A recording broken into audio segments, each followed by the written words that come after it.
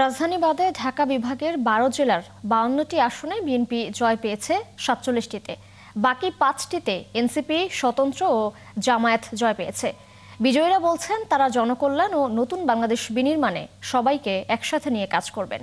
প্রতিনিধিদের তথ্য ছবিতে প্রতিবেদন। শরীয়তপুরের ৩টি আসনের মধ্যে জয় পেয়েছে বিএনপি।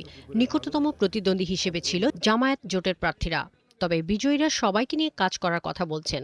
মুন্সিগঞ্জেও একই চিত্র। ৩টি আসনই নিজেদের করে নিয়েছে বিএনপি প্রার্থীরা। যে আমার একটা কমিটমেন্ট, যে আমার নিজের তহবিল থেকে ট্রেনিং ইনস্টিটিউট করব। রাজবাড়ীর ২টি আসনই বিজয় পেয়েছে বিএনপি। রাজবাড়ীর ১ আসনে বিজয়ী হয়ে বিএনপির কেন্দ্রীয় নির্বাহী কমিটির সদস্য ও আলী নেওয়াজ মোহাম্মদ খোয়ম।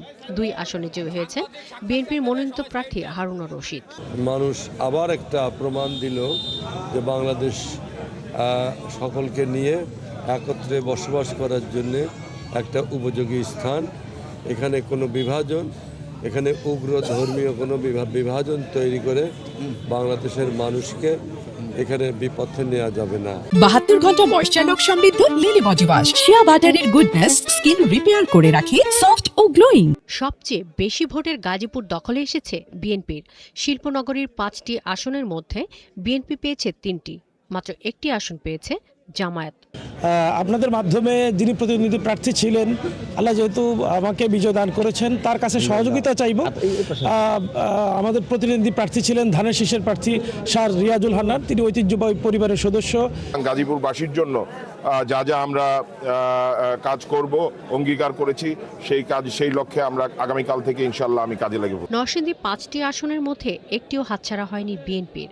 নরসিংদী 2 আসনে জয় পান বিএনপির বর্ষিয়ান নেতা ডক্টর মঈন খান।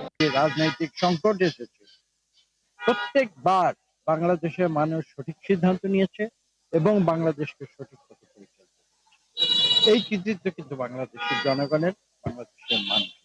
সুষ্ঠু নির্বাচন আমি আর দেখি নাই, এবার দেখলাম আল্লাহ দেখাইছে। সঠিক ভোটের মাধ্যমে ডক্টর আব্দুল মঈন খান বিজয় হয়েছে। ওনাদের কাছে আর আমরা গরিব মানুষ, আমি কি প্রত্যাশা জানি, জনগণের শান্তি চাই। ঢাকার কাছের জেলা নারায়ণগঞ্জের 5টি আসনের মধ্যে 4টিতে জয় তুলে নিয়েছে ধানের শীষের প্রার্থীরা। একটি ছিনিয়ে নিয়েছে এনসিপি। টাঙ্গাইলের 7টি আসনে জয় পেয়েছে বিএনপি ও একটিতে জয় পেয়েছে বিএনপির বিদ্রোহী স্বতন্ত্র প্রার্থী।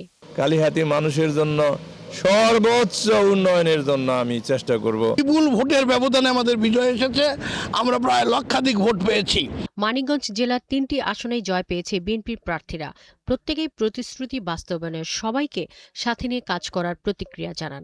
আশা করছি আমাদের দলের সরকার গঠন হবে, এরপরে নিশ্চয়ই আমি একে একে আমার যেসব কথা বলেছি সের উপরে কাজ করব। বিজয়ী প্রার্থীরা ভোটারদের কাছে দেওয়া প্রতিশ্রুতি বাস্তবায়নের প্রত্যয় ব্যক্ত করেন, তেমনি জয় পরাজয় ভুলে জনকল্যাণের পাশে থাকার প্রত্যাশা জানিয়েছেন। শাকিলা শম্পা, ৭১।